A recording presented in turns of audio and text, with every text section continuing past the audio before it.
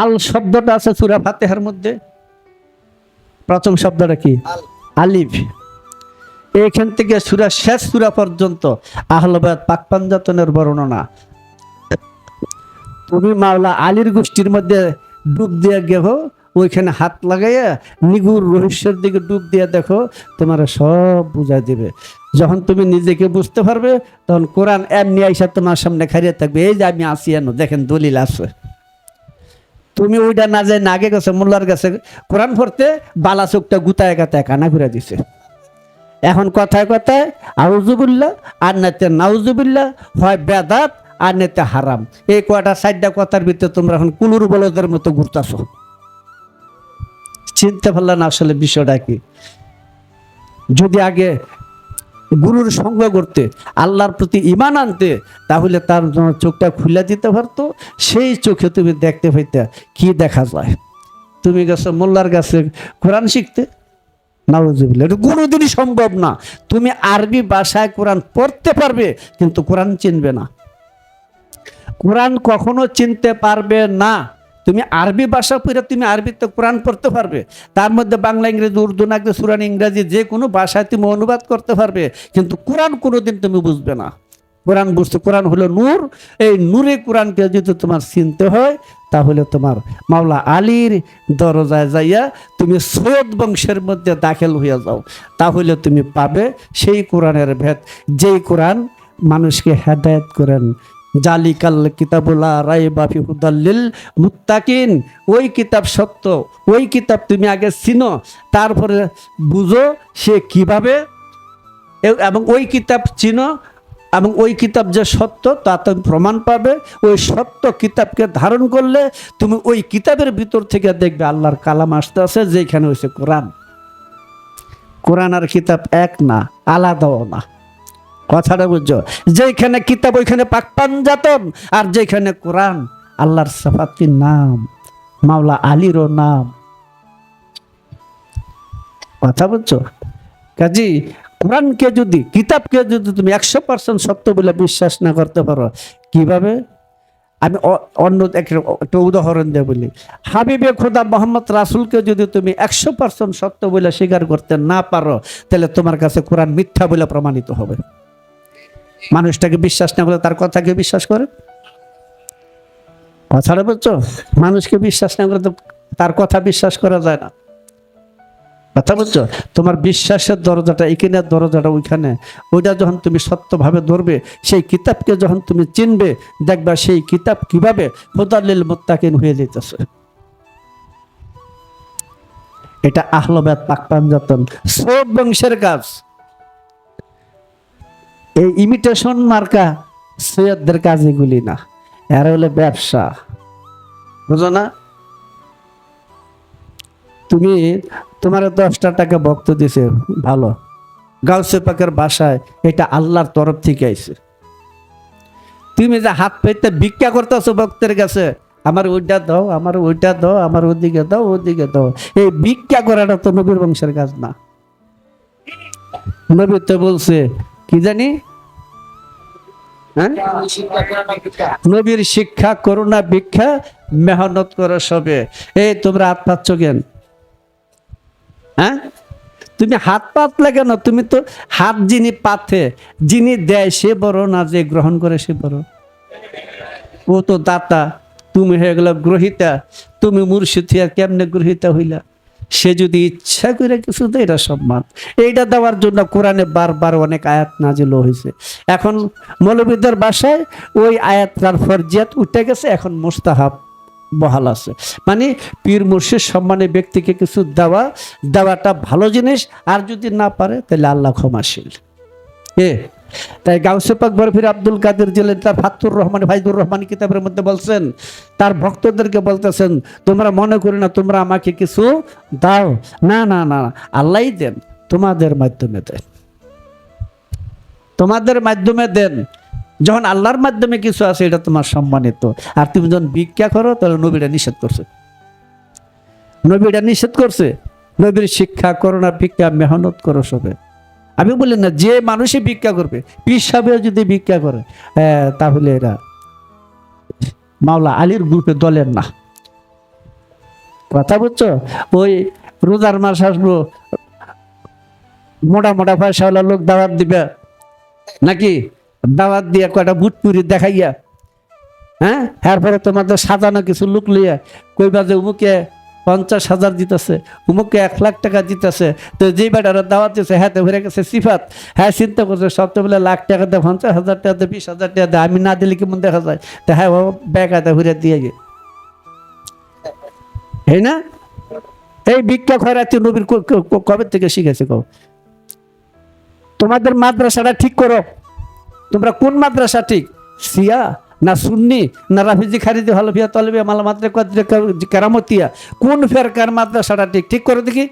একটার সাথে একটা মিলে না, ফতুয়াবাজি ডিগবাজি খেলতেছে। তোমরা বলো তোমার মাদ্রাসা কোনটা ঠিক, কোন শিক্ষাটা ঠিক? বাবু আমরা মুসলমান, ঠিক আছে, সব মুসলমান, এই জায়গার মধ্যে তোমরা কোন শিক্ষাটা আমাদের দাঁড় করাইতে পারতেছে? আমাদের মধ্যে দলাদলি, ফাড়াফাড়ি, গুতাগুতি, ফতুয়াবাজি, ফতুয়ার ডিগবাজি, এই কি অবস্থা? হ্যাঁ, এর জন্যই এই সমস্ত দুম্বার দলের কাজী নজরুল ইসলাম বলছিলেন, বিশ্ব যখন এগিয়ে চলছে আমরা তখনও বসে বিবি তালাকের ফতুয়া খুঁজি, কোরআন হাদিস চষে। কত বড় গবেষকটা! হ্যাঁ, এইভাবে এই দাড়ি কদ্দুর লম্বা কদ্দুর খাটো, চুল কদ্দুর লম্বা কদ্দুর খাটো, বেডিকো কাপড় টাইট না ঢিলা, খাটো না লম্বা, হ্যাঁ, এই নিতঙ্গ মশলা। হ্যাঁ, এর জন্য কিন্তু মেজুদুন বলছিল একবারের মধ্যে আলু ফুরি ডালি ফুরি আইনা ওয়াশ করায়, হগলতি ওয়াশ করে বেডিকো কাপড় লইয়া। হ্যাঁ, তো তখন তিনি কইছিল যে ওরা মৌলবি আইনা বেডিকো পোস্টমর্টম করায়। হ্যাঁ, এগুলি নাকি ধর্মকথা। প্রত্যেকটা মানুষই শালীনতার পোশাক পরা উচিত, এটি তো কথাটা। এই পর্দার মধ্যে তো কত বেজাল করে থুয়ে দিছে। এই জন্য বলি যে যেই কথায় মানুষের আচার আচরণ ব্যবহার জ্ঞান ঊর্ধ্ব হয়, মানুষের জ্ঞানের আলোটা দিলের ভিতরে জায়গা ওঠে, সেই কোন জ্ঞানটা? এমন একটা জ্ঞান যেই জ্ঞানের মধ্যে কোনো দ্বন্দ্ব বিভেদ নাই, যেই জ্ঞানের মধ্যে কোনো সাম্প্রদায়িক নাই, যে জ্ঞানের মধ্যে আমরা মানুষ জাতি এই তত্ত্ব লুকায় রয়েছে, সেই জ্ঞানটা যার মধ্যে জাগ্রত, সেই বিষয়ে কথা বলো, তো হয়ে যায়। আমি সাইনবোর্ডটা করবো কি, যাত্রার থিয়েটার দেখলে তো টিকিট দিয়ে টাকা দেখতে হয়, যাত্রার নবাব সিরাজদৌল্লা তো আসল নবাব সিরাজদৌল্লা তো বেশি সুন্দর দেখা যায় নাকি, কিন্তু পরের দিন দেখা রিক্সা চালায়, তাই না? পরের দিন রিক্সা চালায়। আর আসল সিরাজদৌল্লা যদি গামছা ভরেও থাকে তবু কিন্তু আসল। কাজে এত এত মানে ডিজাইনের দরকারটা কি? কারণ এটা না দিলে তো বোঝা যায় না আমি যে একটা কিছু, তোরা কোর্স না কেন, কিছু যখন কোর্স না তাহলে ভালো করে একটা সাহস দিই, তাহলে তো তোরা কবি। তোরা না কর, যারা আমার সিনে না হেরা তো কইব বড় ভাই ছোট ভাই খুব মাওলানা, ছোট ভাই হচ্ছে মাওলানা, তো দেশে দেশে খাইয়া খাইয়া কেউ ফুক্ত হয়ে গেছে, বিভিন্ন মসজিদে চাকরি করে।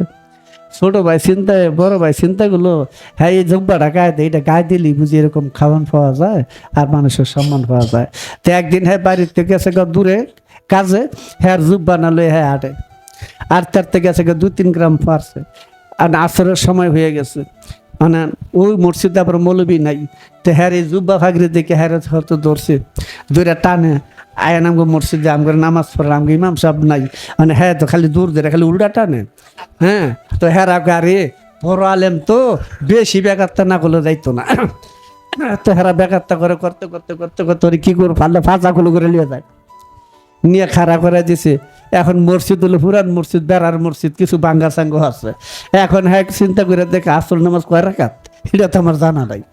তখন নামাজের মধ্যে দাঁড়ায় গেছে, নামাজের মধ্যে যখন দাঁড়ায় গেছে হ্যাঁ করছে কি অন্তত রুকু সাজদা তো বুঝে, হ্যাঁ এই কতন কতন খারিয়ে থেকে মুখে কিছু আবল তাবল কিছু একটু মনে মনে কই, আর কারণ ওই নামাজটা তো মনে মনে পড়তে হয়, বুঝো না?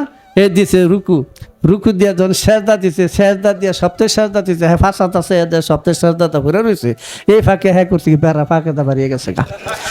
এখন হেরা চিন্তা করতেছে সাংঘাতিক একজন বুজুর্গার আলেম পাইছি, যেই লম্বা সেজদা দিছে আজকে খোতার লেঙ্গুর উদরা নামাই লাগবে। কথা বুঝছো? বুড়ার গেছে কোমর দইরা, বুড়া মানুষ ধর সেজদা থাকতে পারে না, এখন মাথা উঠেছে মসুদে মৌলবি নাই, কই ওই তোরা কি আর বুজুর্গার সেজদাটা বুড়ো তো মৌলবি কই উঠতেছে মৌলবি নাই, হ্যাঁ কি করবো? হ্যাঁ দৌড়াতে দৌড়াতে শহরের মাঝখানে গাছ গাছ ওই জায়গার মধ্যে গিয়ে গেলে খুলে আর কই ছাতা মাতা মানুষ অভিন্দে।